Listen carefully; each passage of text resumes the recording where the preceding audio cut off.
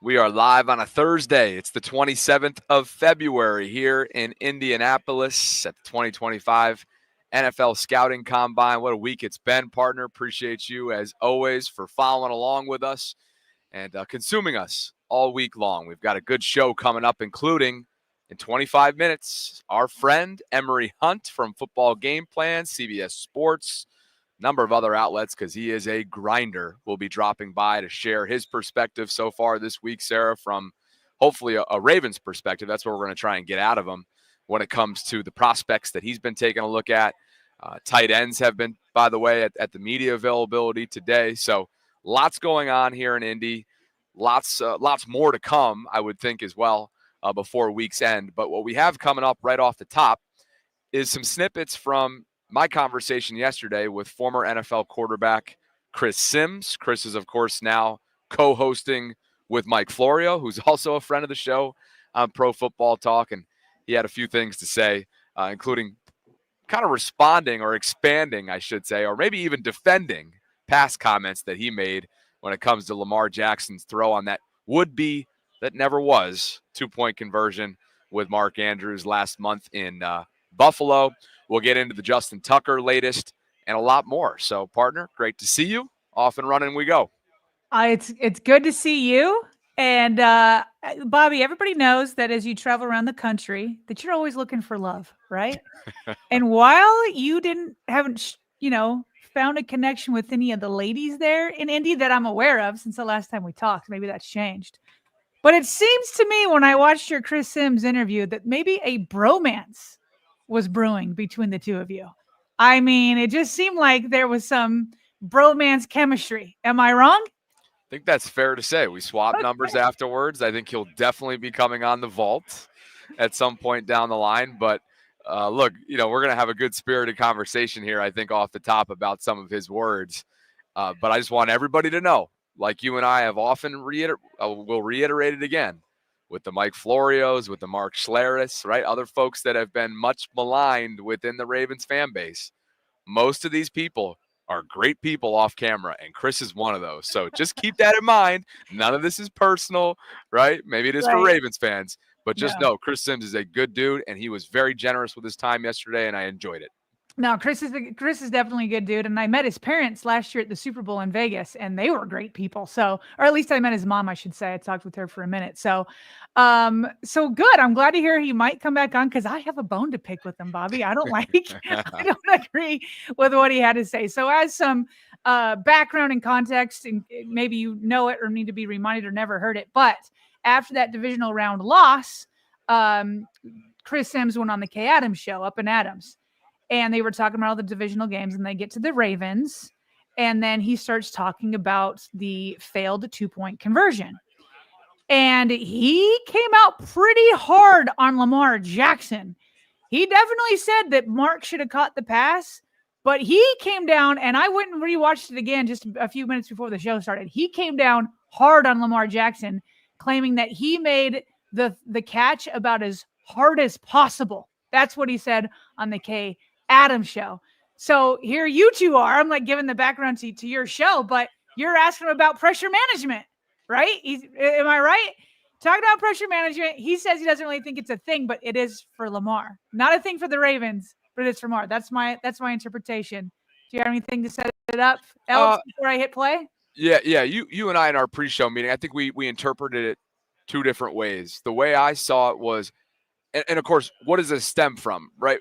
Our Josina conversation when I was in New Orleans on Radio Row, and she talked about pressure management, and then she talked about and what we all know, and that is, unfortunately, in months of January in recent years, the most clutch players in Baltimore have come up short, and come up small in big moments, and so we're all trying to kind of figure out why that is. And so when you have an opportunity to ask a former player and keep that pressure management conversation, that dialogue going, that was the goal. The way I interpreted it was that Harbaugh and Lamar, the roles that they play respectively for the organization, they got to find a way to bring that out of their in Lamar's. He said that about Harbaugh. He said about Harbaugh for sure.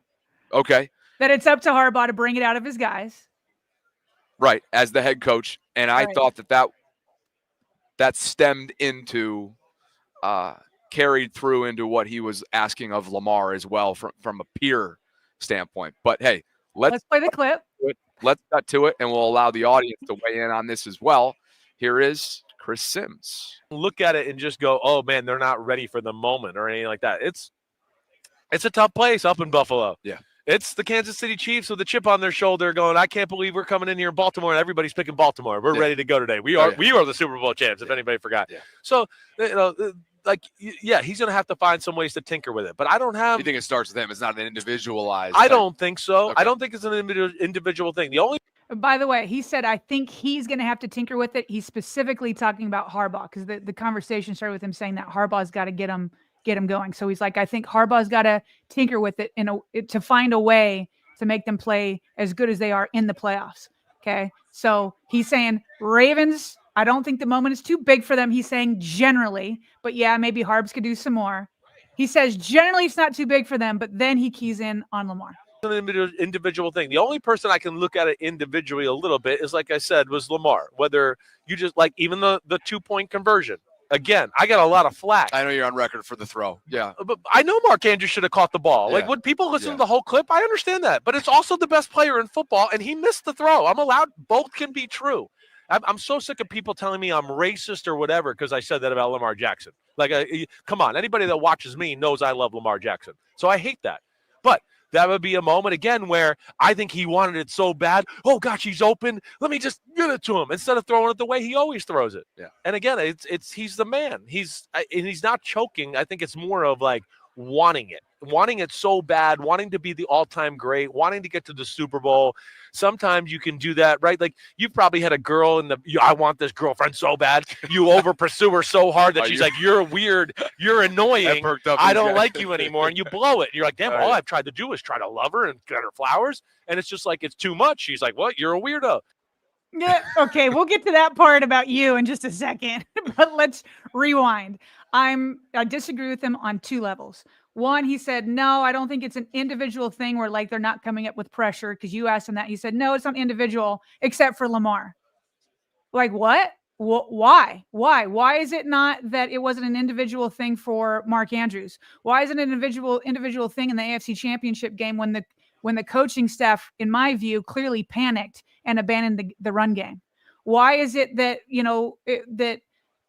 Zay Flowers, when he extends the ball, and yes, he's a rookie and he wants it so bad, just like he's saying with Lamar wants it so bad that he's doing too much. Why isn't it when the rookie extends the ball when he didn't need to? Why isn't that doing too much? Why is it only Lamar? So that's what, when you said he might come back on, I would like to ask him that. I would like to push back on that. The second thing is he's saying two things can be true at once. Yes, it can, but in this case, it's not. And I would not be on the side of calling him a racist because of his terrible analysis, but it is indeed terrible analysis when he's saying two things are true at once, that Lamar missed the throw. That's the word he used with you. He missed the throw. No, he did not. So two things are not true at once. Yes, it is true. Mark Andrews should have caught the ball, but it is false to say that Lamar missed the throw. That's not true. And I went back, I grabbed it. I have it here. He said, go back and listen to the clip, making it sound like people are taking it out of context. And we're not. We agree with you. Mark Andrews should have caught the ball. But the other half of it is false. It's not in this case. Two things are not true at once. One is true and one is false. I agree with you. It shouldn't be referred to as a miss. When you go back and watch the play and listen to Chris's analysis about the timing of it, stylistically, structurally, I hear him in the sense that Lamar can, and again, here I feel like we have to say this. We are nitpicking just like we were in the aftermath of the divisional round game, right? It should have been caught. It was not a missed throw. But if we're nitpicking the way that I'm not nitpicking. That's where we disagree. Lamar threw a 1,000% catchable ball. Which is why we're nitpicking it. Why are you nitpicking it? What needs to be nitpicked? That's the point. Chris's point is that the timing of it and the timing of it and the hesitancy, right? If he got the ball directly out of his hands, he would have hit Mark in stride. Since he waited a half second Mark's body and footwork was off. Again, Mark should have caught this football. I want to continue to reiterate. But I hear him on that side of things with the way that Lamar set up Mark. Again, this is the ultimate nitpicking. How come you don't feel like it's nitpicking? Because I'm saying it doesn't need to be nitpicked. He threw a 1,000%. Well, Chris is choosing to, though. That's what I'm saying. I'm not saying it's a miss. Like, it should not have been categorized as a miss throw. Or and here, let's replay what he said on Kay Adams, because he's acting like people are taking it out of context. So this is what he said. People are going to be on Mark Andrews for the drop 2-point conversion. So sad. And I almost wanted to let that play out there if they can that rest of that highlight sequence. Okay, Because I think they're listening. when he played right here, this is perfect. Okay. Throw it. It's too late. Lamar not too Jackson's late. making $55 million a year. That ball needs to be on time, and it was not accurate. Mark Andrews needs to catch it. Don't get me wrong. But Lamar Jackson's making $55 million a year. He double clutched it and threw it like a dart. And now there's Mark Andrews where it's cold. He's worried about getting in the end zone, right? And Show he's me, kind talk of me through this one more time. I've not. Yeah. In my head, I'm like, why Yeah. are we giving it to Henry? But you're saying, or we're blaming Mark. What are you saying? It's too late. Well, this play's open. I understand the Henry concept, but this was the perfect play call, so we Okay. can't get mad at Todd Monken. And what I'm saying is that Mark Andrews in the meeting today in Baltimore is going to get a negative grade for the drop, but also in Lamar Jackson's meeting with his quarterback coach and the offensive coordinator, he's going to get a negative grade for this throw. He is. It was late. He didn't throw it with the same authority he usually throws it, and then he threw it behind him. He made it as hard as it possibly could be. Bobby, that's not nitpicking. That's not two things. Yes, it is. This No, is it's the not. epitome of He's nitpicking. wrong. He's wrong. This is the epitome of nitpicking. No, it's not. There's times where you can nitpick and be like, I don't really blame him. But like, if you nitpick, it's this. He's wrong. Like, I can nitpick and be correct with my nitpicking. His nitpicking is wrong. And this isn't nitpicking when you say it's as hard as it could be. That is not nitpicking. That's wrong. When you say that Lamar Jackson was not accurate, that's not nitpicking. That is wrong. When he says that it was too late, that's not nitpicking. He's wrong. When he says that Lamar Jackson missed the throw, that's not nitpicking. That's wrong. He's wrong. You already said, was it a missed throw? Right or wrong?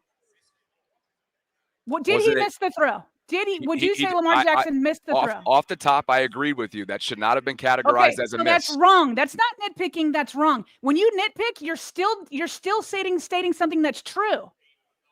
You can't nitpick something false. The nitpicking still has to be true. You're nitpicking the nitpicking. No, I'm telling the truth. This is not nitpicking by saying, but how is it nitpicking when I say that he categorizes it as a miss? That's not nitpicking. That's blatantly false. When he says Lamar made it as hard as it could be, I'm not nitpicking. That's blatantly false. If you take away the categorized words that he used, like misses and inaccurate, and he made it the hardest he could, right? Take that away. Three terrible comments that are not nitpicking, they're false. But let's look at the tangibles, though, right? The intangibles when it comes to the analysis of the throw itself. He focuses in on the timing and the hesitancy. That's where I hear where he's coming from. I hear where he's coming from that perspective, the timing and the hesitancy. No, when he's describing clutch, now this is the part I would like to ask him. When he says he double clutched, to me, he's implying that Lamar is hesitating. I have seen Lamar Jackson do this many times with his receivers, where he directs them with the ball. Get over here. He's done it so many times on completions in the end zone. That wasn't like, ooh, should I throw it? Okay, now I'll go. That is not what he was doing. And so, like, I'll just say this to leave it on a light note. I think your bromance is blinding you here, Bobby. I think your bromance is blinding you. Okay, and Sarah, and you can feel that way. I think you are nitpicking. So we're going to agree to disagree. How am I nitpicking when you agree that there are 4 statements that he said are false? How is that nitpicking? Because those to me are generalizations. I'm looking at the specific analysis of the throw and the hesitancy that led up to the throw, and where Mark Andrews was in his route, and how that changed the route for Mark. That's what I'm looking at. I'm not looking at the generalizations. I don't agree with those generalizations, by the way, in those statements. So again, so then I'm not picking. So I'm not nitpicking. Don't try to turn this around on me. I'm not nitpicking. I'm not nitpicking.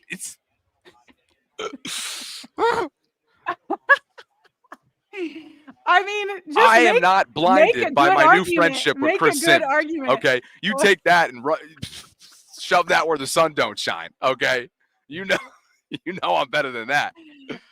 You are better than that. I was trying to end it on a joke and a light note, but hey, it's always gonna be light. It's always gonna be light.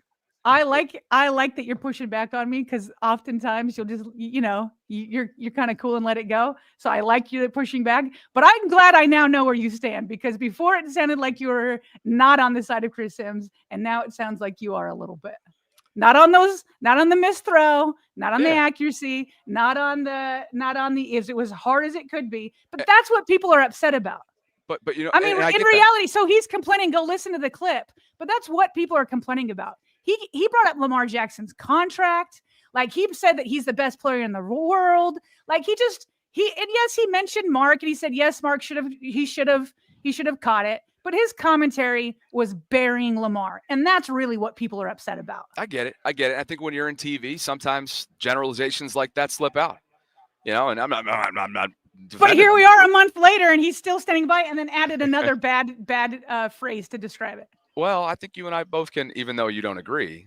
I kind of like somebody that stands by, doesn't stand down. I like it when people admit when they're wrong. This is how he feels. He's a former quarterback, listen, don't talk to me about feelings. He missed it or he didn't miss it. This is what he believes. This is what he believes. He did not miss it, and that's what I'm saying. I would love to have him back on to be able to push back. He did not miss the throw. He's your guy, so He's my guy. But I would like to push back, without yelling like I did at Acho, but I would like to push back like I pushed back against Acho. Oh, and I would like to see if he stands by missed throw as hard as it could be, inaccurate, all of it. Who would have thought? Who would have thought that on February 27th, you and I would be going head to head on the would-be 2-point conversion that never was, and the structure of it, and what went wrong, and zeroing in on the Lamar throw, the route, everything that came along with it. The live chat's fired up, as you would expect. And let me just say this, Sarah, I know we have a rundown that we're going off of right now. Yeah. Our guy M just pulled up with us. So if he would want to go a couple minutes early, we might as well, right? Yeah, let's do it. That's perfect, because then we would be trying to put in too much into a small amount of time. So all right. Hey, M, you want to come on a couple minutes early? Unless you want to wait till 12:30. Okay. Let's do it. We got to zoom out here. Emory Hunt is who is coming into the screen right now. Draft extraordinaire.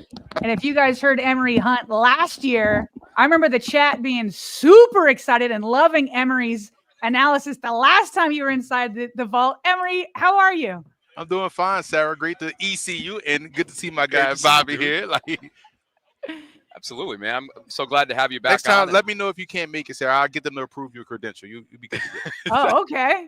I appreciate that. and Sarah, he's not lying, too. He's already putting together plans for me in Mobile next year at the Senior Bowl. So we're looking forward to that. But just in case we have new folks to the channel, welcome inside here. Is it day 2 or day 3? Bro, it is like Vegas out here. There's no time. There's no days.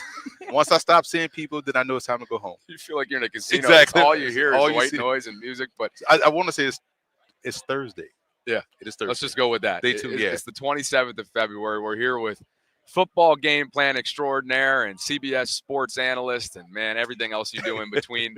Our guy Emory Hunt, and man, Sarah's correct. She was absolutely. Our audience loved everything that you were about last year.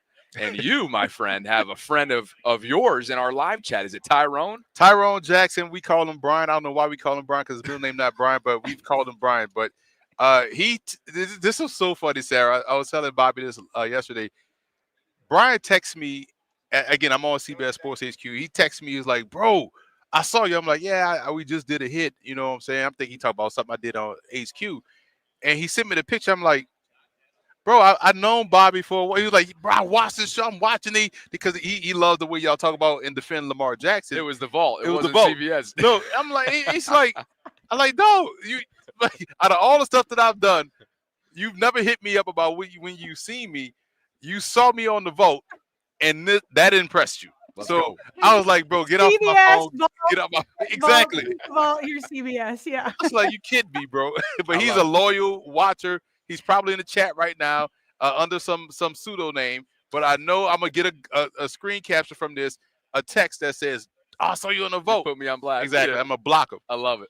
Well, Tyrone, aka Brian, then we appreciate you for all the support. Well, Emory, here's what we need. Here's what we need from you, Ravens Nation, Ravens flock. We're needing some game-wrecking pass rushers. Okay, we might need an offensive tackle, but it sounds like the Ronnie Stanley's deal is going to get done.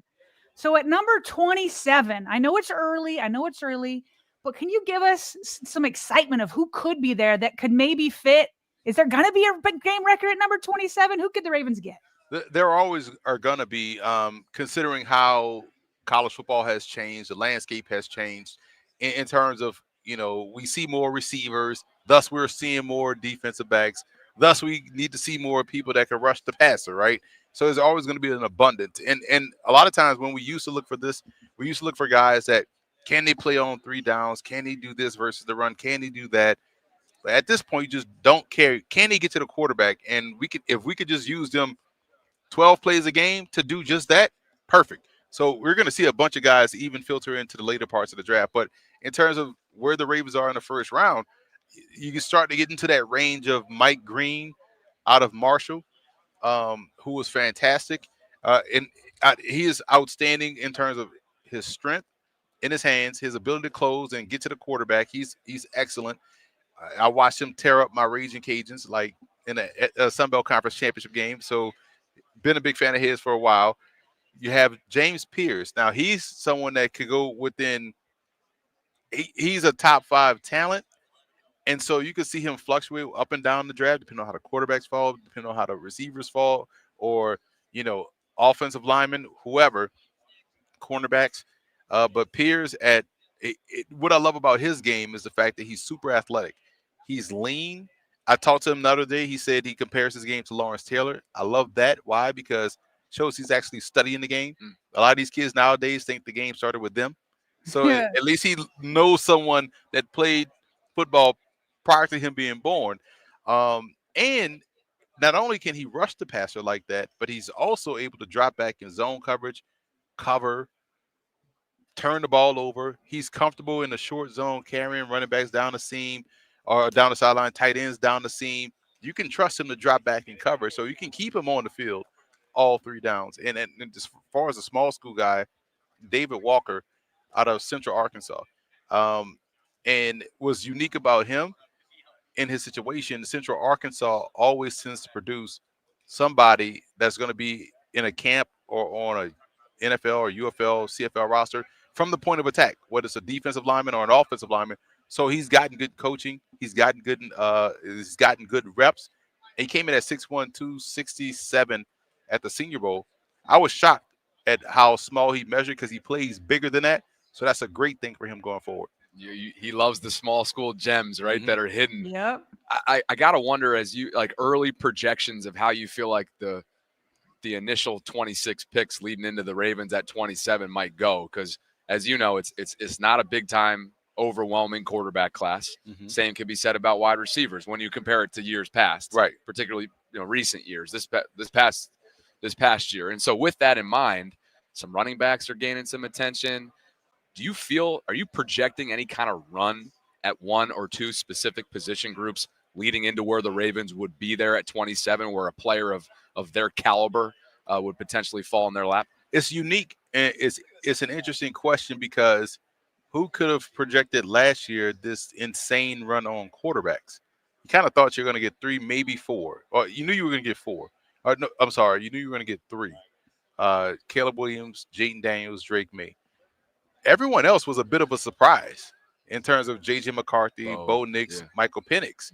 And the fact that those additional 3 went in, not saying there are going to be 6 quarterbacks taken in round 1, but it's really unpredictable. So I do feel like and the reason why I brought that up is because if teams feel like the drop off from quarterback 3 to quarterback 6 is not that much, we better grab them now.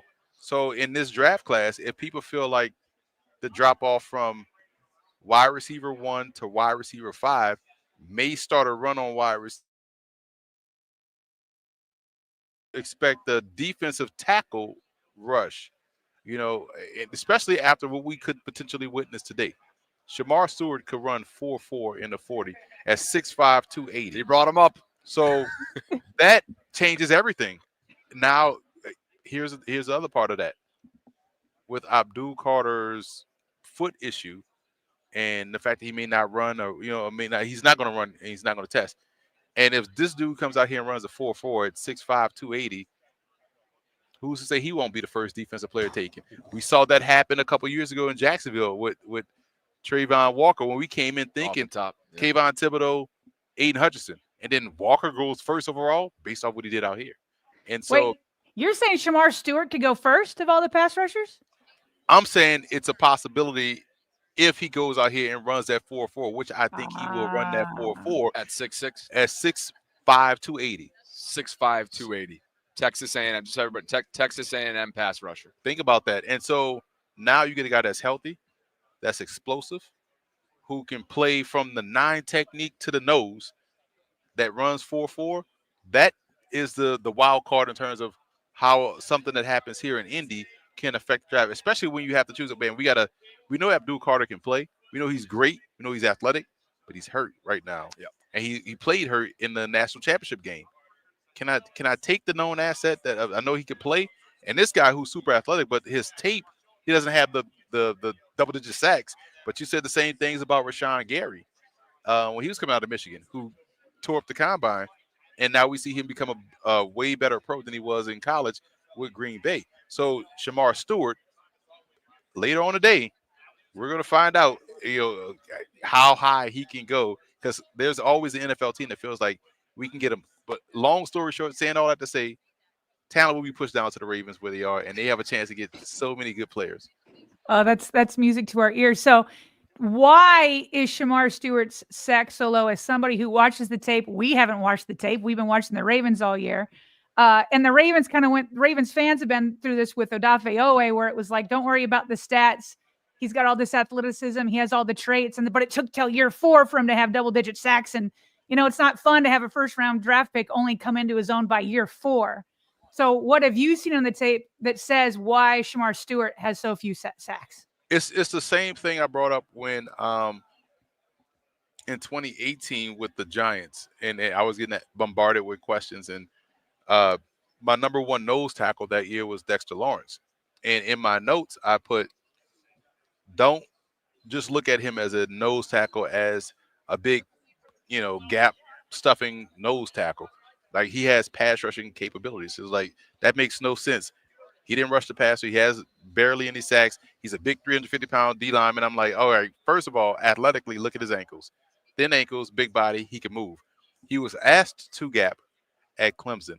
But if you watch how, when they asked him to get off the ball, how quickly he gets upfield and takes the upfield shoulder and collapses the pocket, opens things up for everybody outside. So he wasn't asked to do that. He was asked to play he was asked to play a certain position, a certain role. Stewart has been asked to play a certain role within a defense. And we saw him, that's why the Senior Bowl was so beneficial, because we saw him in just a pure one-on-one setting. Pass rush, how can you do it? Can you win? And he was able to win. And one clip that went viral, he went up against, this was in team, so this was even better. He went up against Emory Jones out of LSU. And I was like, I'm sitting in the stands, I'm like, oh yeah, he's offside. And they didn't throw a flag, and it was like, oh. And then we wind the clip back. It's like, oh wow, he didn't jump offside. He just got off the ball like that and made him look like he was standing still and got the sack. And so that's the type of stuff you see in a tangible situation. Like, oh, this is a team drill. This is, it counts. And it's not a one-on-one where we know that's heavily slanted toward the defensive side of the ball. So I think he was asked to do different things at A&M because they had athleticism all over the place. The linebacker last year, Edgerrin Cooper, went to the Green Bay Packers, and he did a great job because people was like, he's super athletic, but the production wasn't. It's like, man, sometimes the production is based off, they play great team defense. Individually, you may not look like you're doing enough, but you are showing enough to where you can say this dude can play. He's making me think about what Chris Sims and I spoke about yesterday. He refers to it as F a play up. Yeah. Sometimes you like listen. That's what I need. Bring that to me. That's what Mike Green has. Like you guys may know, I save receipts. I love to play petty sometimes. So all season long, I was Sarah is like Queen Petty. You know what I'm saying? I love it, and so she keeps receipts too. So all season long, I was lightly jumping in every Saturday after my Cajuns win, and saying they should be in the postseason. Like, and, you know, I'm a homer, but I'm also just being, you know what, right? Just a needle. So we're in the Sun Belt Conference Championship game. So I'm like, this is perfect. We're gonna win the Sun Belt Conference Championship. I know we're not gonna get one of the 12 spots, but I'm gonna make a compelling argument. I had like tweets already ready to go.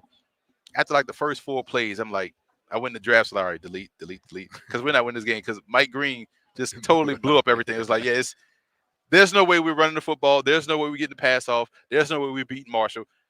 Who is 15? Let me check his eligibility. He probably cheated. Like, you know what I'm saying? Like, so that's the type of guy you need on your defense. So there's those type of players that you could find. I think the reason why we're even bringing this up with you and citing what a lot of folks have knocked Shamar on, the lack of productivity, is because of some of the scars the Ravens fan base has with similar players in past years that they've either taken a flyer on in David Ajabo or waited patiently to develop like Odafe Owe. So you can see where the Ravens fan base is coming from when they see somebody that feels risky because of the lack of production. But I love the way that you're being like, listen, you can't just put these guys in a box and grade them on the amount of sacks or pressures or whatever. If they're an F a play it up or an F a play up extraordinaire, none of that's going to be seen right unless you're digging into the film. I will put it this way from a more practical standpoint. The fact that you guys are interviewing me, right? Imagine if you guys are interviewing me and as a draft guy, and I'm giving you all of this wealth of information of different prospects across the board, right? But if you only see me on CBS and you only see me in certain segments, you see me as the betting guy. You think, oh, that's just a betting guy. You would never know that I'm this deep in the draft. Sure. So if I'm not asked to do something, you would think even though I do that thing you're asking me to do very well, you may not know how good I am at this. It's the same thing with running backs, and you look at, oh, he only had 5 receptions in college. He can't catch. Like, man, we ran the ball 48 times a game. They didn't ask me to catch. But if you go to practice, you see me one-hand catches. You see me diving for balls, and that's the type of stuff you get when you kind of like dig a little bit deeper. I always say we can answer a lot of life's questions by asking one more question.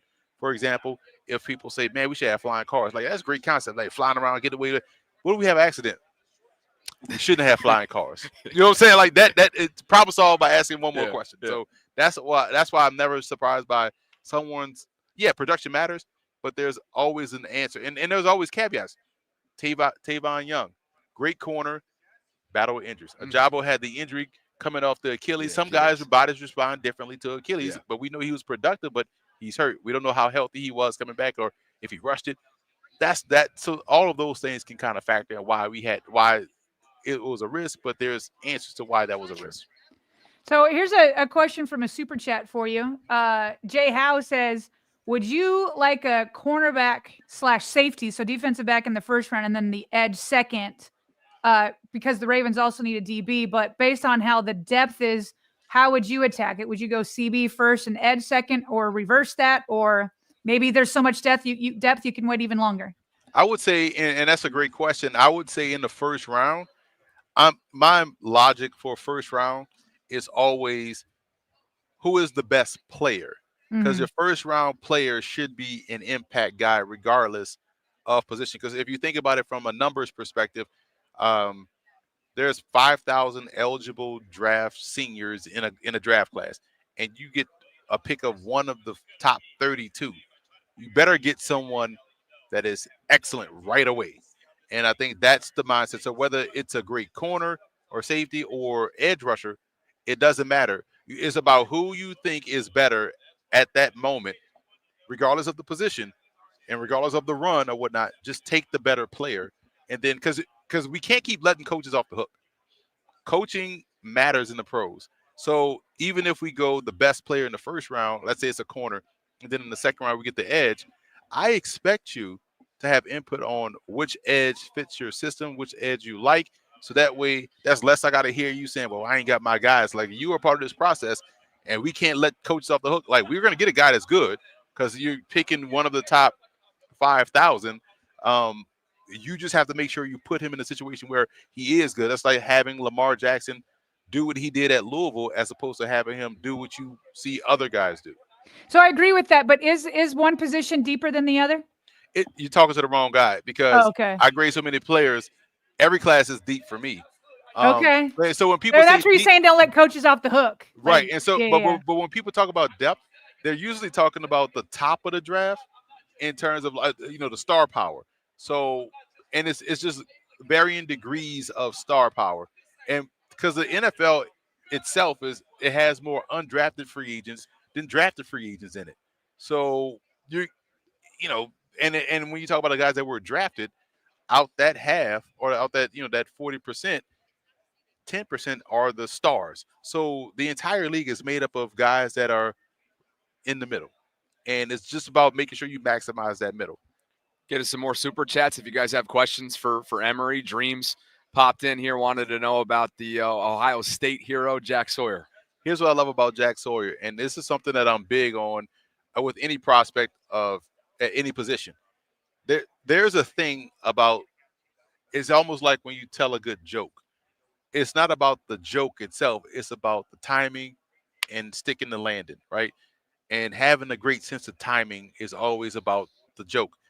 For a player, do you make the play when the situation calls for it? Who is that guy?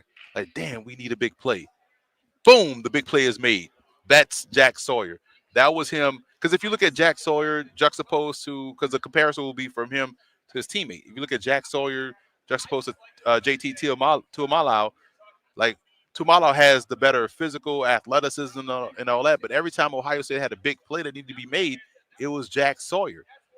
The sense of timing, some guys rise up to the moment and some guys just kind of like fit in. And so for him, it may not look like, think about it. If you was to look at, and it's, I'm not saying this in the sense of a guy can or can't play. That's not the comparison. But if you look at a Dafe Owe and you be like, he should have like 75 sacks. And you look at Trey Hendrickson, you like, dude, go make me my beer. Like, you know what I'm saying? He looked like, it just doesn't look like but that's the dude that you got to worry about. Yeah. That's the one that kills you on third down. It looks like he never should make a play, right? Body type wise. But he's always making plays. He's always into something. He's always effing something up. And Jack Sawyer has that sense of timing. And we go back to the college football playoff and how he was just making that big play against Texas. Killed their momentum with the return for a touchdown, making that play. And throughout the season, this year in particular, was always making those plays. Hey, Emory, I saw a clip yesterday, I believe, where Adam Schefter was trying to describe kind of the character of this year's draft, where he said you don't have like this big gulf between, say, the number 10 guy and the number 35 guy. He said that number 10 and number 35 are very similar, meaning that like there's not like that big gulf. Do you agree with that assessment? It all depends on how you view that, the 10 to 35. Are you saying the 10th pick in the draft type player you could find in pick 35? Because that means like that's the level of talent fantastic. Is what I think he's saying. He says the lack of talent. No, he's saying the talent is similar. But that tells me if I'm reading the tea leaves in terms of like if we're picking 10th and you tell me I can get James Pierce at 10, you telling me I can get a James Pierce at 35? Straight back. Yeah. You know what I'm saying? So if that's the case, then you kind of want to have multiple picks. Right. And you know what I'm saying? So maybe that's also why we're seeing teams. I thought this was just fascinating this year and unique. Maybe that's why we're seeing teams just yesterday was more egregious than anything. Yeah, so-and-so is we've agreed that so-and-so can go look for a trade. Go seek out a trade. Go seek out a trade. Go seek out a trade. Maybe everybody's trying to hoard some picks. to make multiple selections here in this class. I truly believe because the depth here is so, I think the depth is good, and I think the depth in every class is good. But since, and it's weird that we're still dealing with this, but since COVID in 2020, and you're still dealing with guys that have played 5, 6, 7 years in college, so they've got a lot of experience, a lot of time on task. So you're getting guys that's more ready to come in and play. And so until whenever we run out of this golden eligibility that everybody has, because now the new added bit was if you was in JUCO, those JUCO years don't count. Somebody just won a case a couple weeks ago. If you play D2, maybe your D2 years don't count. So when do you get to graduate and get out of school? So you're going to get more experienced players, which is what people want. And that just helps the whole ecosystem of the NFL. So, yes, there may not be a difference between 10 and 35, but it also helps you in terms of depth. Look at what Devontae Walker had to deal with. Right. His last year at North Carolina. I mean, what the first 6, 7, 8 weeks down with the eligibility issue, and then lights it up that second half of the season, but still falls to the fourth round and really was a non-factor for the Ravens this year. And you wonder how much of that lack of development his final year in college was related to sort of a slow year one development. Now, obviously, certain Ravens fans hope that he can continue to kind of grow and get more opportunities. He didn't show it a ton, didn't have a lot of opportunities to show a ton last year. Think about the kid from Oklahoma State that now has gotten more burn. Tylan Wallace.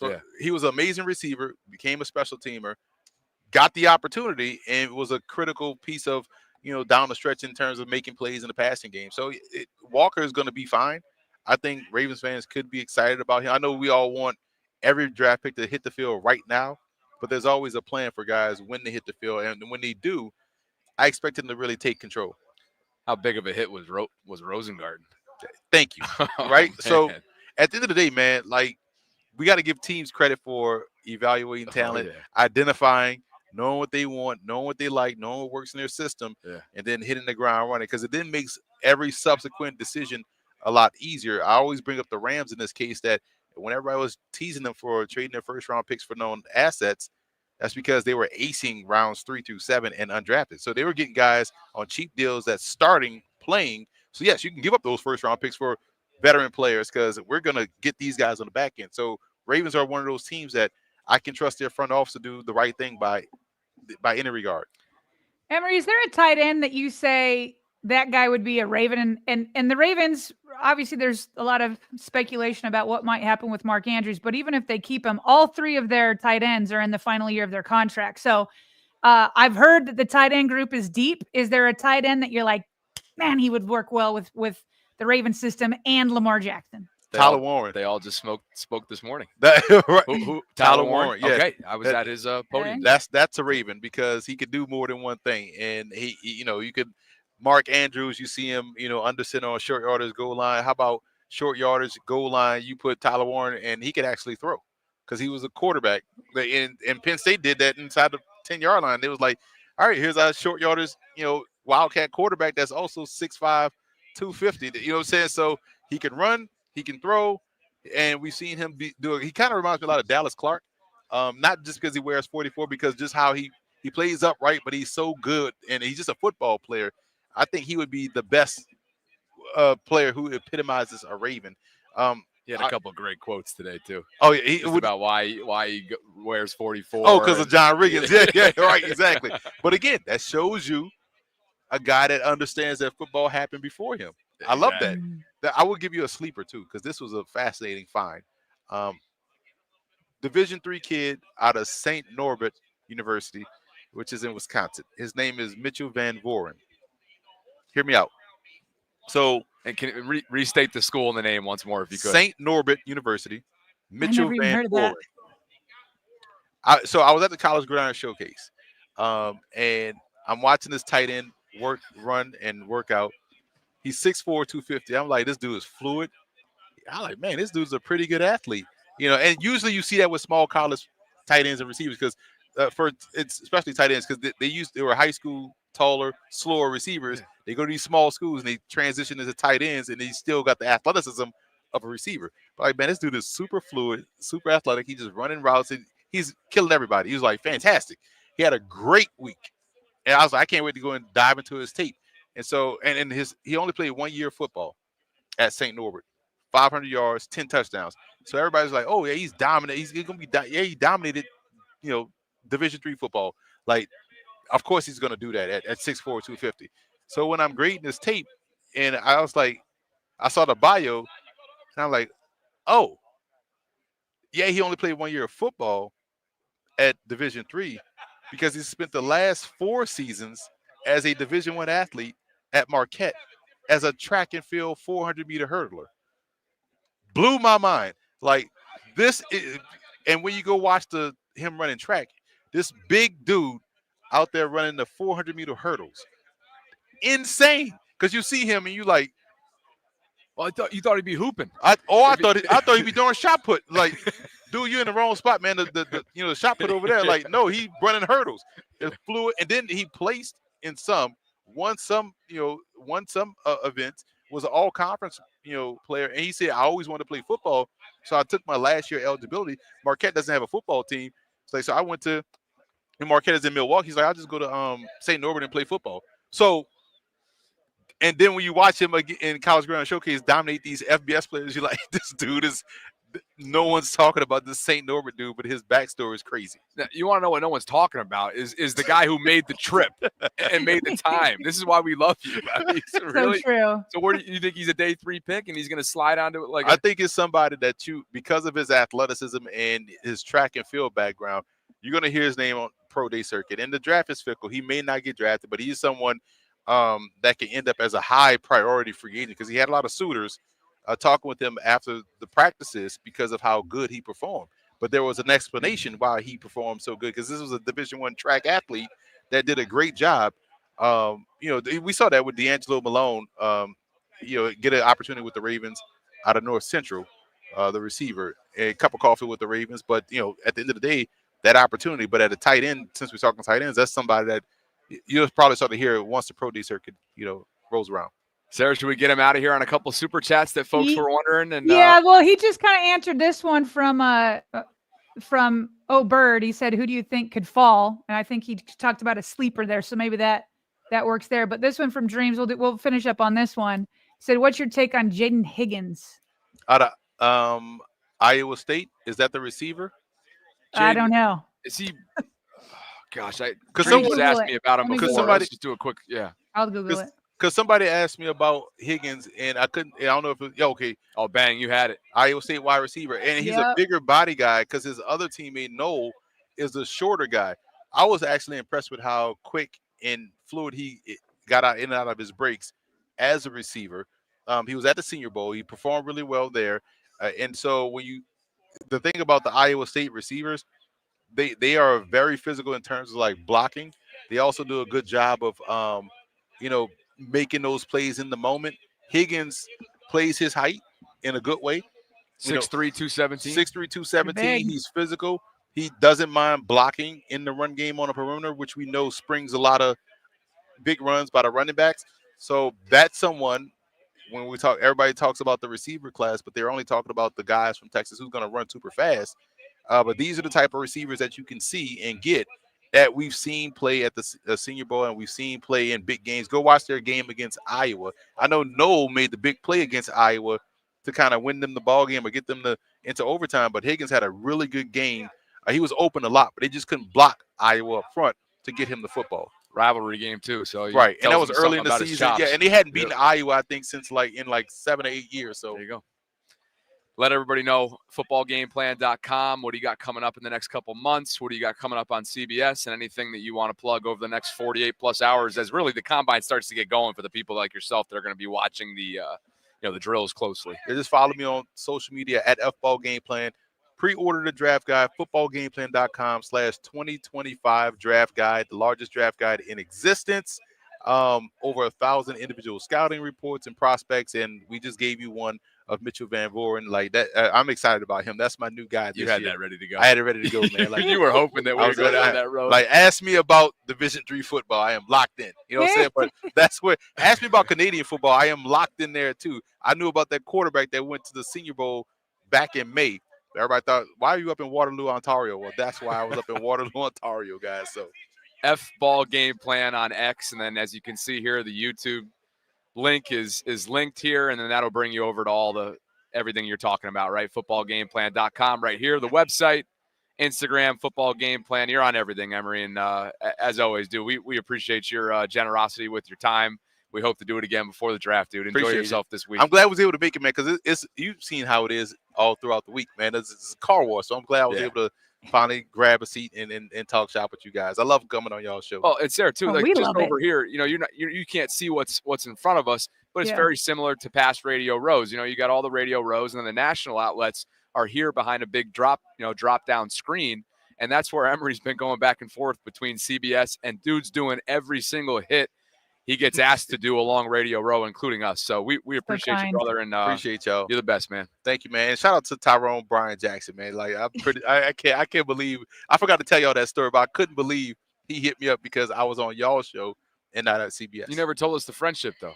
Where it stems from? No, childhood. Really? I've known Brian for years. Since I've known him since I was 17 because he moved to my neighborhood when he was 17. That's insane. Well, the next time we have you on, we'll have to have him on too. I was going to say. Yeah. I don't know if you're going to have to put a parental advisory sticker on the I don't know if he polished yet to talk on the show. I love but it. If he watches the show, he knows. He knows. And he's a big Lamar guy too. So, and his son is a really good quarterback in New Orleans right now. So he's going through the recruiting process. And I've been kind of steering him to, see if I can get him to go to the Raging Cajuns, but he's going to be probably a little bit bigger than that. You're going to be pushing hard for that. Every time. I'm sure. Quick reset from me, Sarah. I'll be right back with you in a second. All right. All love, Emory. Thank you. Oh, that was great. That was great. Let me, can I remove him for a second? There we go. All right. Good stuff from Emory there. We definitely need to follow up on, where did all my notes just go? We definitely need to follow up on Shamar Stewart. I don't know if you guys listened to Bobby's interview with Chris, the whole thing, but that was what he had to say about him was pretty impressive too. So we'll follow up to see how he does run and see how his stock goes up. One thing I wasn't able to ask him, but I'm sure we can get this elsewhere. I'm curious how far Abdul Carter could fall. He mentioned that he has this foot issue. Adam Schefter had tweeted this out yesterday. He says, tests today revealed that potential number 1 pick Abdul Carter has a stress reaction in his right foot, and the Penn State standout will need to decide soon whether to have surgery. So if he does have surgery, he'll be out 8 weeks. Or he could just play through it and prove that he doesn't need to have it. So, Bobby, I was just saying one question I wasn't able to get to Emory is but we can find it elsewhere. I'm curious how far he could fall if he ends up having surgery. Yeah, this was a big deal from the last 24 hours or so. Yeah. After on top of it, been a lot of different news pieces like this, but being that many have mocked Abdul to Tennessee, which makes it seem like they're willing to build around and develop Will Levis rather than taking a shot at Ward or Sanders. This is obviously a big deal for his draft stock. So maybe the next time around, we'd love to have Emory on, obviously, before the draft. Maybe we check in then, if not beforehand. I mean, there's other draft analysts walking around here as well that I might be able to, corral over the next couple of days. But before we get into just to kind of put a bow on that, and we got tagged in a lot of these yesterday, which we really appreciate with Jeff Zaribek. But if you guys would just show Emory your appreciation and shoot him a note at F-Ball Game Plan on Twitter, Emory Hunt, you can find his profile and just say thanks. I think that goes a long way in rebooking these guests that are obviously a wealth of knowledge like Emory is. So here's the screen share. You can find him at F-Ball Game Plan, and he is just a friggin' wealth of knowledge, Sarah, and hopefully folks got a lot out of that. Absolutely. Emory is an encyclopedia when it comes to the draft. I'm surprised he even needed to be like, oh, is Higgins from Iowa State? I mean, he still got it right. Yeah. But it was like the first time I was like, oh, he wasn't like 1,000% certain. Like he knows everybody. Right. Of course he got it right. I have no doubt. Had no doubt at all. Okay, so where should we go? So should we finish up? I just wanted to put, maybe I'll do it in quick hits. There were a couple of tweets about Lamar that I was going to put at the end of the last section, but we can come back to those as quick hits. Should we move on to Justin Tucker, or should we get to some super chats first? Ones that were not specific for Emory, because I think we got to all those. Yeah, I'm happy to lead into the latest around Justin, if that's cool with you. Okay, so super chats later. Yep. All right, so just for those that didn't hear or maybe did, Justin Tucker gave his first comments to a media outlet since the allegations came out. Obviously, he put out his statement on social media denying all the allegations, but this time around, both his lawyers, Justin, and Justin's wife spoke with Outkick. And so it looked like, Outkick was, putting out his side of the story. So I just wanted to review kind of what was said there, Bobby, and then we'll kind of react on the other side. But Justin Tucker's wife, Amanda, I guess she was the one that kind of recommended some of the salons to Justin. And she called all the allegations against him false in a statement to Outkick. The full quote is, "The false allegations against Justin have caused so much hurt to our family. I believe my husband and I love and support him fully." So his wife coming out in defense of him. Meanwhile, now we know that like the 16 allegations, or the 16 women who put out allegations span across 8 different spas. So just to kind of like recap quickly, I won't go too deep into it, but Tucker's lawyers sent to Outkick some of the responses from the different spas. So for example, they gave to Outkick the previous owners at the Ritz-Carlton spa a sworn declaration that they had never heard of any complaints. Like that nobody had complained around the time that at the time of any of these allegations. So obviously from a lawyer's perspective, it's like you have to be able to corroborate it. And so this spa is saying, yeah, that was never spoken up to us. So both the owners put together sworn declarations of that. And then they also talked about Studio 921, and the lawyers had pointed out that after all of these allegations, that they posted a promotional picture of Tucker on their website, on TripAdvisor, a year after he was allegedly banned. So they're pointing to that as evidence that like nothing really went down, because even after he had allegedly be banned, why would they post him as a promotional piece? That was their argument on his side. Another one that they had is one of the women that was accusing Tucker, when he had left that specific salon, the QG salon, one of the women that made these accusations said that she was sorry to see him leave, that he was leaving that salon. She said that she wished him the absolute best and, quote, "It was a pleasure to work with you." So that was part of their defense. And then so the Outkick took kind of that information to the accuser's lawyers, and their response to these spas is saying, quote, "We do not represent the spa owners, only the affected therapists.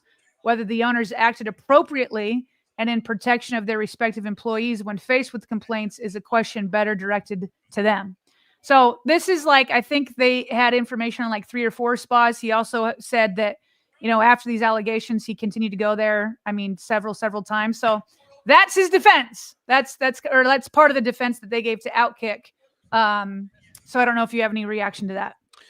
Well, I just probably just context to earlier in the week when John Harbaugh was meeting with reporters here in Indianapolis for his scheduled media availability, and was asked about, of course, the zero tolerance policy comments in years past. And Jonas Schaefer of the Banner tweeted out, the latest wrinkle in the Ravens' handling of the Justin Tucker allegations. A team spokesman told him that the Ravens do not have a defined written zero tolerance policy. Each situation stands on its own.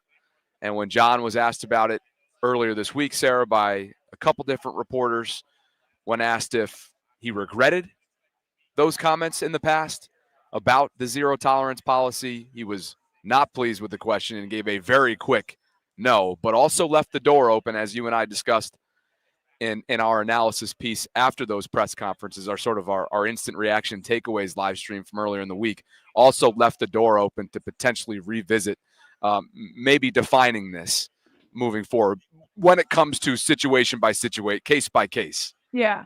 So I'm actually very curious of your perception of this, Bobby. I know that I had worked for the team from 2005 to 2018, and I was working for the Ravens when the Ray Rice situation went down. I also was solo. I think you were dealing with the flu when this news first broke. And so immediately I had pulled up the Banner's story, and they had written in there that the Ravens have a zero tolerance policy. And I literally on the fly, reading it out loud, learning about it for the first time, I was like, that's actually not true. The Ravens don't have a zero tolerance policy. And I knew that from the moment I read it. But I get why it's confusing. So I'm wondering if I know that because I've covered the team for so many years, but as somebody that came and covered the team after Ray Rice, I'm very curious. Is your perception that the Ravens had like a defined zero tolerance policy? My perception was, and so I was in, just to give some context, I was at Loyola when everything took place with Ray. Okay. So I was a college student. I think it was 2015, somewhere around there. So I just got into Baltimore. And honestly, it wasn't even on my radar. The situation was, of course, it was national news. But the in the weeds zero tolerance policy and how that became a media story, I didn't even learn it until I literally showed up in Baltimore as a media member with WBAL. Okay. Yeah. So I don't know if that answers your question, well, but it no, wasn't so on my radar until I really started digging in, is what I'm trying to say. But I do think, kind of to your point, it is kind of like, I remember Dick Cass when he was the president. I remember him clarifying it at pressers way back then. He's like, it's not really a zero tolerance policy. And what he means by that is like, you need to find out the facts, right? Like you can't just be like, you're out as soon as an allegation comes. Although you do have to take it seriously and you have to investigate. And he also said there are some cases where people might be worthy of a second chance, right? And so that's why they're saying now where the confusion definitely comes in. And I think Harbaugh spoke a little bit, maybe was a little too enthusiastic. It's when he was asked after the Deshaun Watson case, he said, I'm glad we have a kind of zero tolerance policy. He goes, but obviously that's after you find out all the facts and so he didn't like lean all the way in. And so like, I just see that all the time on social media where it's like, oh, zero tolerance. And I was like, but it's never really been that way. But I think Harbaugh gave some fuel to that fire. Sure. When he said it's kind of that and then explained what that is. And so obviously, like if they verify that these allegations are true, I don't think he's going to be on the team. Right. But to their point, you definitely have to verify the facts and there's some cases, not all cases, where people deserve a second chance. And so they really need to get away from that term while also explaining that they take things extremely seriously and they're not going to sweep things under the rug. So I don't know what they're going to do, but it's not what people think when they hear zero tolerance. And I think what you're getting at just brings me back to the way that he handled it this week. They know they need to get this buttoned up one way or the other, right? They need to come up with this. To me, it's like internally, he essentially suggested that maybe this offseason or whenever the timeline is, they should come up with some sort of defined response to this to put it to bed once and for all. That's what I think that's what you're getting at. Yeah. So, yep. Absolutely. Now we'll do some super chats before quick hits. Sounds good. Okay. So some of them came up, as you mentioned, during Emory's interview. But Massey got us started, and this is for you. Said, Sarah, how much would you pay for Myles Garrett? I think he's saying a super chat that suggested, this was from yesterday, suggested a first, third. Well, I think he said first, second, third. It was a lot more than what he's recapping. And a fourth. And a fourth. And did he offer any players? I can't remember. He said it sounded like a fair price to him to win the Super Bowl. I guarantee there are other teams offering more, like 2 firsts. Well, I think what he was offering was in total probably going to be more than 2 firsts. Definitely. Yeah. To be brutally honest, I wouldn't offer them anything right now. And here's why. Andrew Berry is not going to trade him. And you would have to go to an extreme where you're giving up value that's way more than 2 firsts to be like, okay, fine, we're going to eat a massive amount of cap money, even though we're eating a massive amount with Deshaun Watson. And we're going to give up our best player in our team. Like, he's not going to do it unless you give an insane offer. And I don't want the Ravens to give an insane offer. I wouldn't offer an insane offer. That I wouldn't do it. So, and on top of it, even if he was open for business, I don't think they would trade him to the Ravens. But if he was open for business, I would still at least give an offer. But in order to move him, it would have to be insane, something that is well beyond his actual value, which is high, by the way, which is very high. But I wouldn't make an offer. Brings us to B1 and only. Oh, I kind of like this one. I was looking at it. I was like, Blandonly? No, B1 and only. And this is definitely referring to our opening topic based on the timestamp. And B1 and only says, go off, Sarah. LOL. Olu. He said, this is all referring back to our debate for sure. Bromance on a new level. Sarah, thank you for the trip. If you guys are confused, just rewind to the opening 20 minutes. You will not be, you won't regret it. Ocean says, I'm with Sarah on this argument. I think it's time we need to stop listening to former bad players, Acho, Dano, Sims too, talking about Lamar's play. Couldn't disagree more with that, just because they didn't have well, look, you can agree with Sarah obviously all you want. Everybody's entitled to their opinion, but Sarah and I think both lockstep when it comes to this thought process within certain fans' minds. Just because a player had a cup of coffee in the National Football League or wasn't successful or wasn't a Pro Bowler or wasn't a Hall of Famer doesn't mean that they aren't qualified to speak on their game. If that were the case, guess what? Sarah and I wouldn't be qualified to do what we do every single day of the year, Monday through Friday. We're like, we have even less experience than them. Yeah. And my other thing is, and that's fine. You guys can turn off whoever you want. Like, you don't need to listen to anybody. For us, to me, it's like, if they're giving bad information to Lamar, and while some Baltimore fans may turn it off, it's still going out to the entire nation. Mm-hmm. So my preferred approach to it is to try to get a hold of them and debate them. Love it. Yeah. Moneybag says, and this is for you. Let's see, who read the last one? This is for you. You did. But I do want to say the person who put the offer together yesterday, he said, speaking king of the seas, I said first, second, third, fourth, and fifth for Miles. Okay. So that's almost your entire draft minus the 6th and 7th round. Although the Ravens may have a couple duplicates in some of those rounds. I can't remember where I think they have a couple 4ths and a couple 5ths, but you're basically left with 6th and 7th rounders and maybe a 4th somewhere else. You're cutting your draft class in half. Yeah. You cannot build around Lamar, especially as he's being paid appropriately as the best quarterback in my view, the best quarterback in the league, not just most valuable, meaning he's the best with the worst teammates, the best. Obviously, things need to change in the postseason, but you want to build around him, and you can't do that if you don't have any draft picks. Like, you're not going to be able to do it. So, sorry, what was the next one? Moneybag. Can we bring that back up? Where was it? Second to last. Move over here. I got you. Nope. Just bring it up. I got you. We go. Okay. Moneybag says, yeah, we're going to draft Carter right up our alley, drafting injured players, SMH, #vault, #cooked. I would actually love to get Carter, but I don't know if he falls. I don't know that's going to fall far out of the top 5. Yeah, I don't think so. Especially for like a stress fracture. It just seems like it's not like he ripped his ACL or something. But right. Screws are crazy though, Bobby. That can last a while. Just ask Marquise. He started his career out of Oklahoma and Baltimore that way. And Rashad, didn't Rashad have screws? And Bate have screws? Pretty sure he did. He was Liz Frank, so I believe that is screws. Yeah.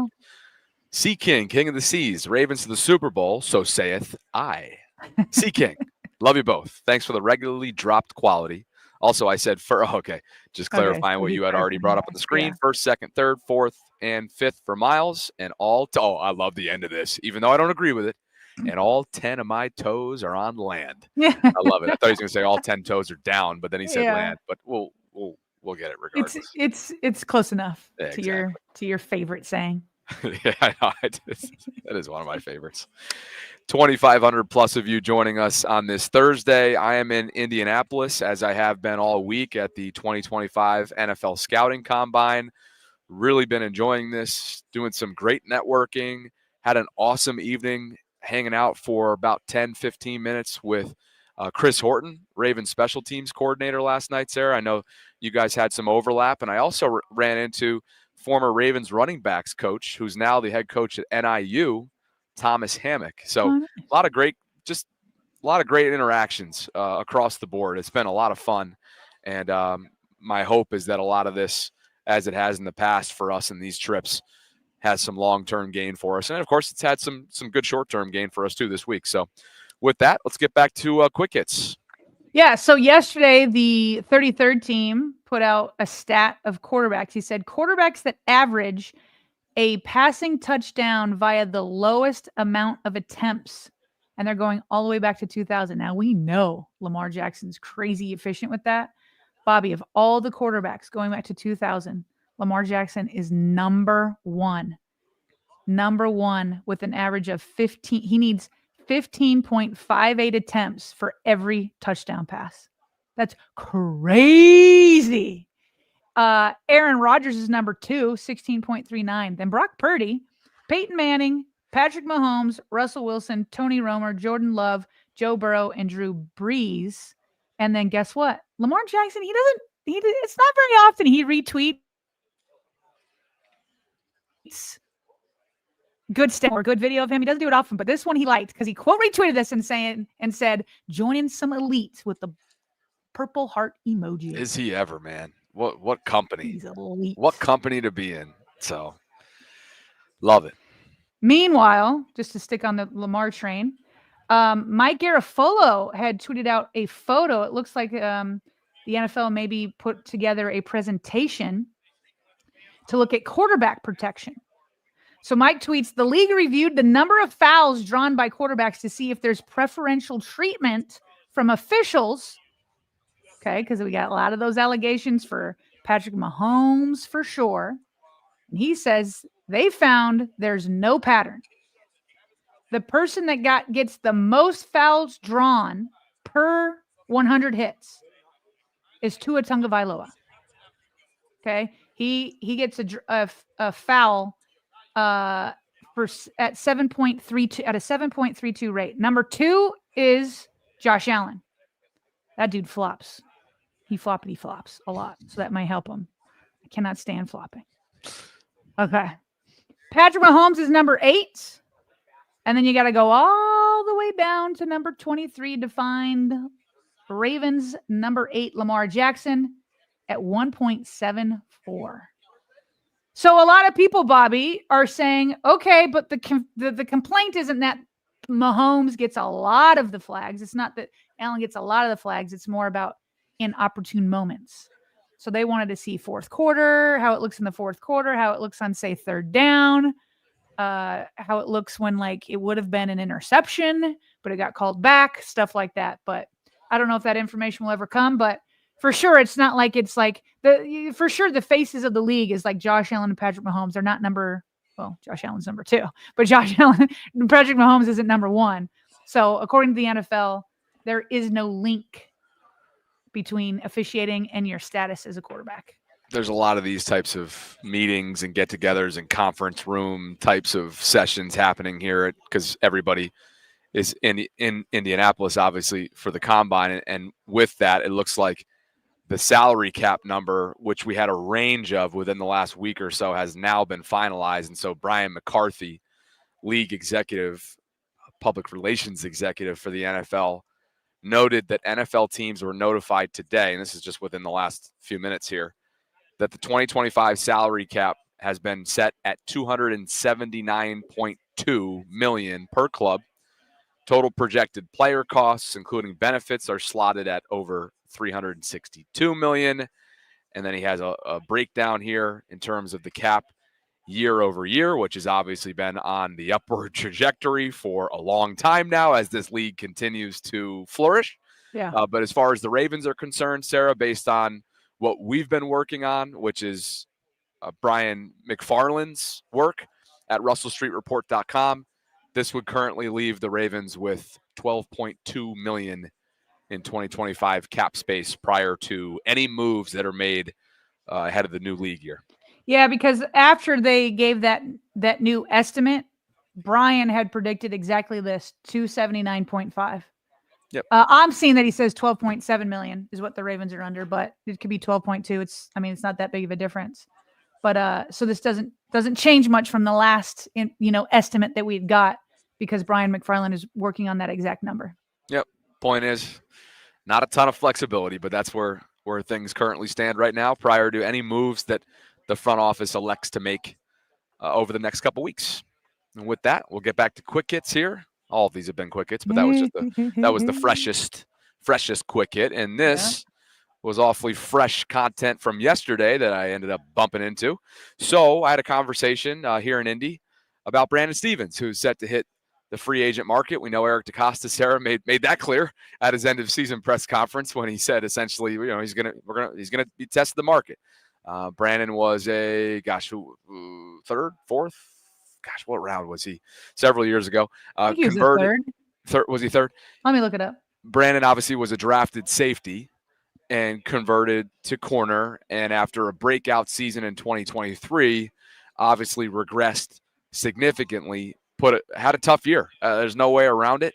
He was a highly targeted defensive back, and we saw that play out, I should say, week in and week out. And so, despite that, and I think this just speaks to the importance of the corner position and maybe what teams still see in Brandon, I was told that his market is expected to be, quote, sneaky good when free agency begins next month. So what were your thoughts when that came down? Oh, well, I have a few thoughts. Number one, good, because the Ravens said they were going to let him go test the market. And, if they don't get a good market, then they come back. So I would like to see, I don't know, let's say the Pittsburgh Steelers or the Cleveland Browns or the Cincinnati Bengals overpay him. And then the Ravens can target him the way other teams have targeted him when he was on the Ravens team. So go out and get your money, Brandon. For one, I'd be happy for him as a player, right? I mean, I have nothing against him. He's a cool dude, super nice, hard worker. Crazy how he's been able to move from position to position. But I just don't want quarterbacks targeting him anymore. Meanwhile, if it's going to be sneaky good, and maybe John Harbaugh's just trying to play up the market. Maybe he's trying to do that and trying to get him to get paid out in the market. But in an interview with the team's reporter, Garrett Downing, here's what John Harbaugh had to say about Brandon Stephens. Allow us to do that, but whether it's a safety or a corner, and maybe we get Brandon Stephens back, who can play safety and corner and nickel and dime. He's a very versatile player. So all those kind of things will play in as we see how it unfolds. Okay, John, please tell me you're pushing his market up. Please tell me that's what you're doing and you're not. The Ravens need to upgrade. They need to upgrade there. I don't want to do that again. And again, he's a nice guy, hard worker. It's kind of been crazy even that he was able to transition there. If the Ravens do somehow bring him back, let's move him to safety. Let's not do this anymore. Let's not put him on an island anymore. That didn't work. It didn't work. We don't need that anymore. It's tough. Nobody's going to question his stickiness. Nobody's going to question his athleticism. Nobody's going to question his willingness to run with you and ability to run with you stride for stride. It's the ball skills. It's the ball awareness. It's the spatial awareness, right? And for that, you've already mentioned it. We've mentioned it a million times. He was the target was growing on it. The proverbial target was growing on his back week in and week out. And from an opponent standpoint, game planning wise, it was pretty clear who was the weak link out there. And unfortunately for Brandon, that was him after a breakout season the year prior. I hate that for him, but that is the truth. What else do we have here? Well, it sounds like the NFL made an announcement that its goal is to put its first electronic system to measure first downs into the regular season use in 2025. Cool. And according to Mark, I don't know how to say his last name. Is it Maskey or just Mask? I think the former. Okay, Maskey. He said a vote from the owners is not required to do this. Here's the problem, though. The sticks will be electronic, but the refs are still going to have to spot the ball manually. And so based on where it's spotted, they can better measure where to put the sticks, but they're still not using, the chip in the football. And I know that there's it's definitely over my head. I read a whole story of why they don't do it, and it's actually more complicated than I ever thought. But it's still going to rely on the refs manually spotting the ball. So Don't worry, the chain gang is still alive. and they'll have a backup chain gang in case the electronics go out. Yeah. All right. Well, slowly but surely, it's kind of like they're dragging their feet the way baseball does. You know, that they've had success in non-Major League Baseball settings of, robotic or electronic ways of officiating the game, umpiring the game when it comes to balls and strikes. But it's just MLB is MLB. It's an old school league, and sometimes when your game has been governed this way for as long as they have, you tend to have some folks that just aren't forward thinking enough to go in the direction that is technology. So yesterday, Bobby, we went over the player grades of the Ravens, but there were two funny ones that were not Ravens related that I wanted to highlight. Warren Sharp pulled this one out. So the Eagles players gave the Eagles franchise an F for team travel. And here's why at the end. It says, and like the NFLPA is writing this with all seriousness, players feel they should get first-class seats on team flights instead of the coaching staff. Now, they also did say 43% of the Eagles players believe they have a comfortable amount of personal space. Okay, listen, some of these defensive and offensive linemen, maybe they got a point, but I don't think that on other teams, they're letting the defense. I can speak for the Ravens teams because I've traveled, and maybe they changed since I've traveled on the plane, but it is the players. I mean, it is the coaches and the front office that were up in first class. So maybe some of these bigger dudes have a point. And they also said the players feel that their team's travel schedule is not efficient. So, but they want those first class seats, Bobby. Keep it, and they call it coach for a reason. Maybe the coaches should go back there. I don't know. keep in mind, notably, these report cards were voted on prior to the Super Bowl.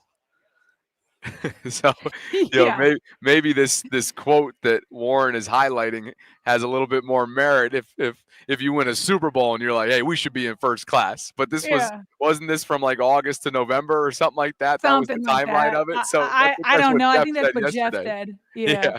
So if that's the case, think about that. Like, you were one of the best teams in the league from start to finish, but you hadn't done anything yet.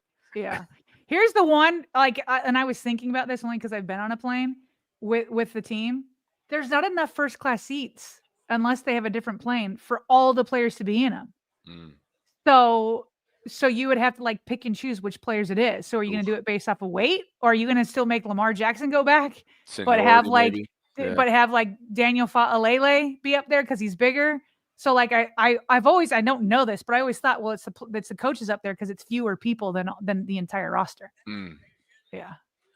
Anyway, here's the other funny one, which we already knew, but the Bengals got an F, 32nd out of 32nd for their food and dining area. And it says, the Bengals players wish that more meals were provided throughout the week. The team does not provide 3 meals a day and is one of only 2 teams in the league that does not do so. Bobby, as a staff member, as a lowly staff, even when I was an intern and I was in a cubicle, okay, I got 3 meals a day during the season.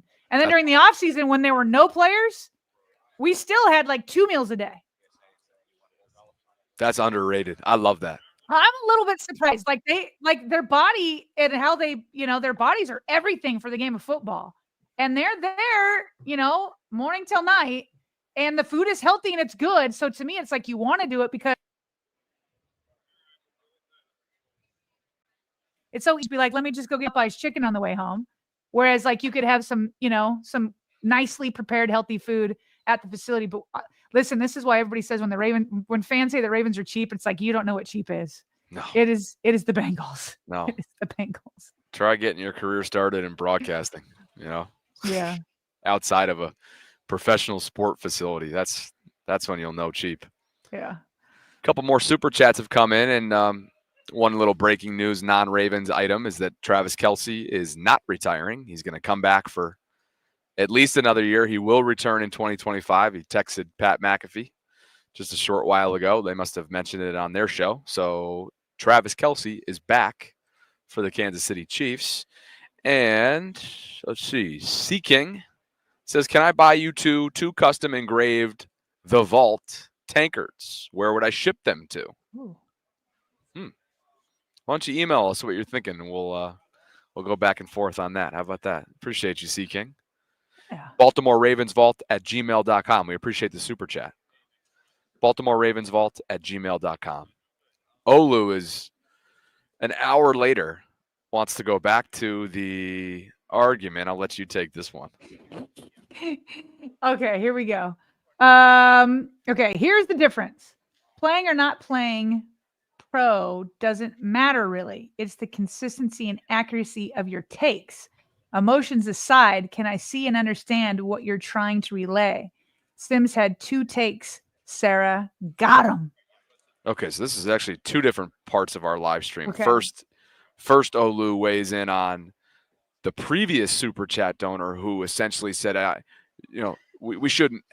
People that didn't have successful careers in the NFL shouldn't be analysts. Is what the super chat suggested, and we came down hard on that. And so that was that. And then at the end, I think Olu's giving you some love from the opening. Okay. From the opening Sims segment. had 2 takes. Sarah got him.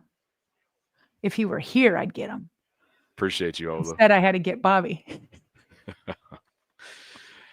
Who'd you get? What do you say? Oh, I got you. I won that debate. No, I stand soundly. down. I stand tall. All toes are down. Wait, Yeah. which one is it? Are you standing down or are you standing tall? Standing down means that you concede that I won. Well, technically, standing down would be all 10 toes down. So that one. It's the latter. I want to know who started that phrase. Where did it come from? It's not my favorite. Yeah, who did? Standing 10 toes down. Why do I love it? By the way, we totally glossed over it because we were just in the middle of an interview. But how about the fact that Emory was all about receipt keeping? That fired me up. Yeah, that was funny. He's like, I like to be petty sometimes. How do I get deemed the queen of petty? Well, I have to tell you, I was enjoying that comment for sure. I definitely enjoyed that. The way you even said it, well, I have to tell you, I enjoyed that comment. Oh, yeah. Because in my mind, I'm like, oh, if he wasn't mid-sentence right now, she'd be at least not razzing him, but she'd at least respond like, I'm not Queen Petty. Like, that's not me. Do I have a little bit of So petty wait, is keeping receipts mean that you're petty?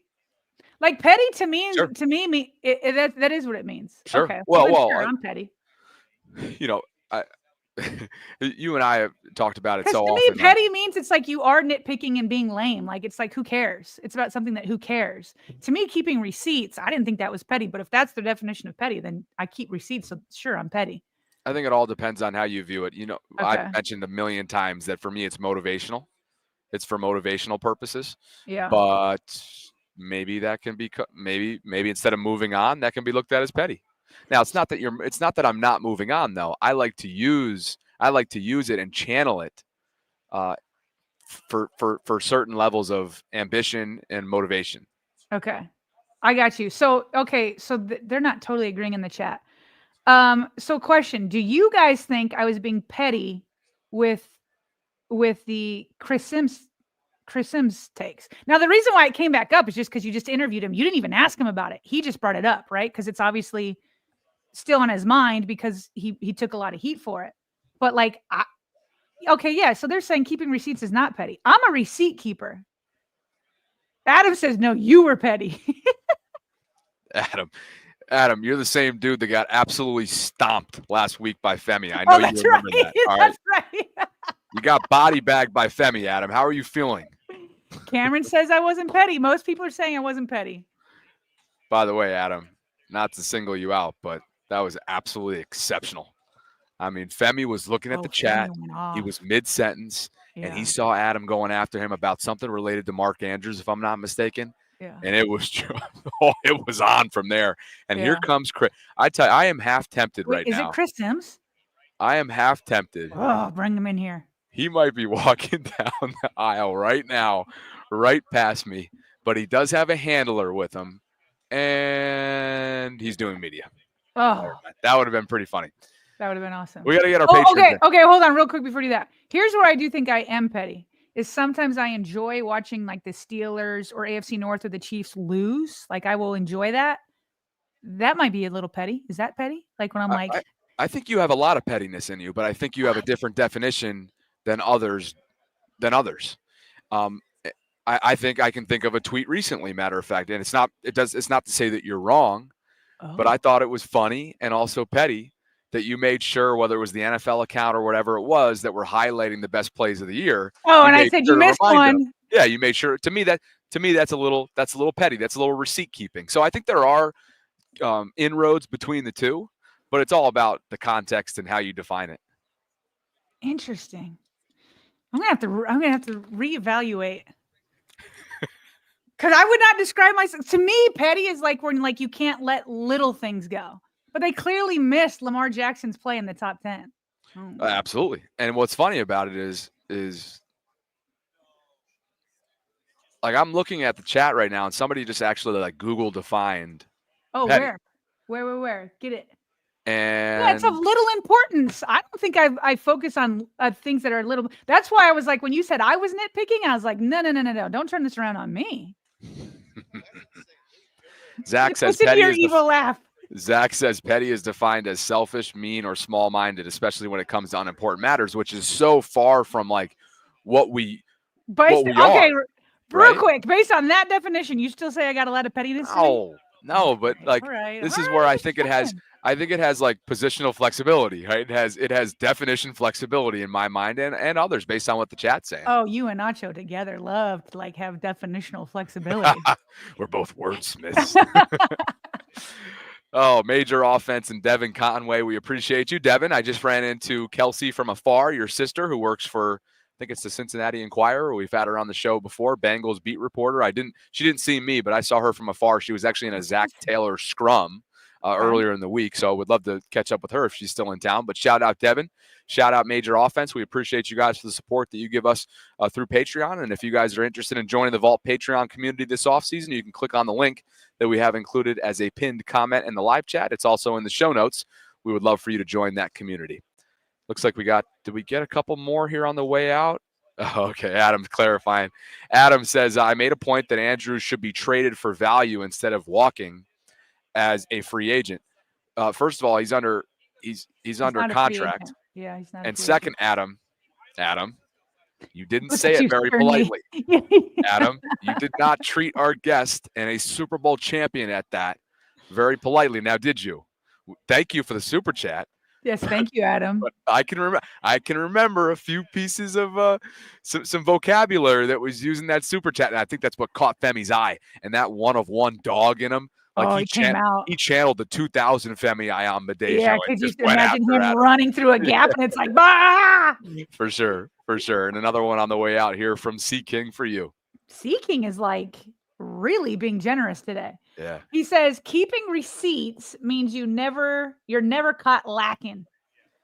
It's having logical and legit firepower in an argument. So saith I, speaking. I love it when he says that. Okay. Yeah, to me, what the one that they pulled in the actual definition means it's of little importance. That to me is not me. And I would agree. What I also agree on is that definition is wrong. That is not the way we define this word. I don't know where he got that, but if he got that from like, what's the major one? Dictionary.com. Oh, there's that one, but it's Webster's. If you got it from dictionary.com or Webster's, I don't know, bro. You're changing the definition to suit your own needs. Where did that definition come from? Just quickly to Google. Let's see. What are you laughing at? It's cracking me up right now. I shifted to Google, and like this is obviously not one of those outlets that you were just referencing. Yeah, this is dictionary.com. Oh, okay. Yeah. Here we go. Definitions from Oxford Languages. Of little importance. Trivial. Yeah. Sorry, but him calling out Lamar like that is not trivial. Trivial, synonyms: minor, small, slight, unimportant, insignificant. Now, Bobby, if he had phrased it, kind of the point that you just made to Adam, if Chris Sims were on the Kay Adams show and said, hey, you know what? I'm nitpicking. Like Lamar kind of double clutched and it felt a little late, but obviously, like that would have been fine. But instead, he's coming hard at Lamar. And he's like, he has 55 million a year. He's the best player in the league. He's going to get a negative grade. He missed the throw. It wasn't accurate. Like, that's not what he did. That he went hard against Lamar. So that was not trivial. And I thought all of that, what you just mentioned, was hyperbolic. His words were hyperbolic. Yes, nitpicking was not the right word. He was hyperbolic. And he didn't. And instead of being like, okay, a month later, maybe I was a little hyperbolic, instead he gave more hyperbolic statements with you. To be clear on the way out, the last thing I'll say about nitpicking is just so that we're on the same page, I think why I kept saying nitpicking was simply due to the fact that the ball should have been caught. And so if we're looking at what led up to the drop, I felt like just the fact that we were actually looking for reasons as to why the play itself ended up the way that it did, I felt like we were nitpicking from the jump, but I was willing to do it because we're trying to make sense of something that we're so stunned about here a month plus later, right? That it was Mark Andrews. But to make sense of it from Mark's point of view, not Lamar's. Why you have to drag Lamar into it? He did drag with those hyperbolic generalizations. I'm with you. And then I'll continue to talk about the timing and the hesitancy as you're both wrong. A reason you're that wrong. I was willing to have an open mind on it. Yeah, too open because you're wrong. It's time to go. Hey, have I told you lately how much I love and appreciate you? Likewise. Absolutely likewise. I love what a great day. Our business partnership. You're killing it down there for us. You got Chris Sims. You're making relationships. You got Emory. You got Jeff for us yesterday. You're the man. Appreciate you. You know what was funny? Last night, let's see, how many nights ago was it now? Shador was walking down the street, and I almost tried to make the connection. Anders? Yeah. We literally we brushed shoulders on the street at like 10 or 11 o'clock at night. And I almost, because he was only with a couple guys and he seemed like he was chill, I almost tried to make the connection with you and his father, but I was like, this is a little bit too much of a stretch. Yeah. Like, it's just not gonna work. So, hey, and your dad used to talk about the Lord at the Ravens, or my co-host and your dad used to talk about the Lord at the Ravens facility. He'd be like, cool, dude. I love it. It wouldn't. You have to be so mindful of the way that my dad was ripping me for not going up to Ravens brass besides Harbaugh on the plane. I'm like, Dad, you just don't get it, man. You got to feel the situation out, though. You have to put yourself in situations where you're reading their body language. Do they look like they're going to receive, be well received or receive you well? Because if that's not the case, and if they're distracted, I've already had several interviews like that this week with different folks, and I don't even mind saying this because I think he was just really busy. But today I taped an interview with Mike Tannenbaum. Yeah. He's former NFL GM, and now he's on ESPN. Good get. And it was an awesome get. I was happy to do it. And he's obviously got a wealth of knowledge. The 10-minute segment that he had was so rushed and he was so distracted that I'm probably not even going to post it. So it's just stuff like that. You have to be so mindful. And it was super nice, by the way, I want to shout out Lily Blum. She's a subscriber of ours, by the way. I just learned this. She works for ESPN PR, which is a great opportunity for us to stay in touch with her. Wait, which I did just she did. Did she get a Stan Orlovsky last year? Or is that a different person? Maybe. I think she got a Stan O last year. Yeah. Okay. So maybe that was it because she was acting. It's funny. It's the first time I actually met her. Yeah, that was the first time I actually met her. And she's from Bethesda. She's from Bethesda, Maryland. She's a fan of the show. And maybe you two ended up connecting. That's what it was in Vegas. We did. I'm seeing if she's in my phone. What's her first name again? Lily Blum. Oh, Lily. Super nice. And she was the reason why. Yeah, I got her in my phone right here. Okay.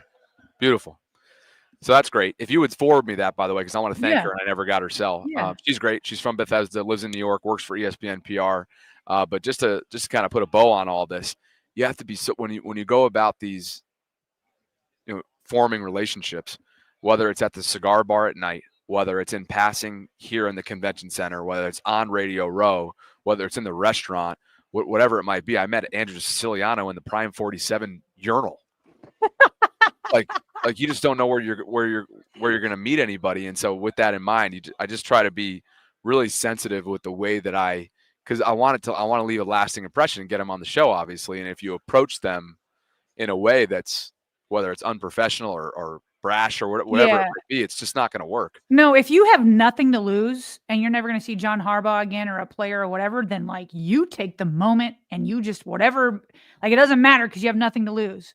But when you as a reporter have been covering the team for years, you can't come at it that way. Yeah. You can't come at it. And so like if you're making them uncomfortable on a plane and they're like, dude, I just want to get to Indy and take a nap on the plane. I had to get up early or whatever. Then like you're damaging your relationship by doing that. So I trust your gut for sure. Too small of a town too, you know? Yeah. It's just, Yeah. So anyway, point is, Hobby bathroom. point is, it's been a That's awesome. successful week. Hopefully we close it out well tomorrow. And yeah, thanks to Emory Hunt. Mm-hmm. Other interviews that we've taped this week include Jeff Zaribek of The Athletic, which is can be found in our archive section, the Best of Vault segment that we have. It's a new playlist where we take the short form, the best 20 to 30 minutes of our hour-plus long live streams and have them available to you. So go check that out. The Emory Hunt conversation was awesome when it comes to draft-related items from a Ravens perspective. So we'll have that up for you within the hour. And you and I will be back for a Friday Ravens Lunch Hour live stream at 12 noon Eastern. That Chris Sims, if you were wondering, in full is over on the Bobby Baltimore channel. So both channels are being populated. It's been a busy, successful week. And I will catch up with you tomorrow, partner. Thanks for everything. Sounds good. Appreciate you. See you tomorrow.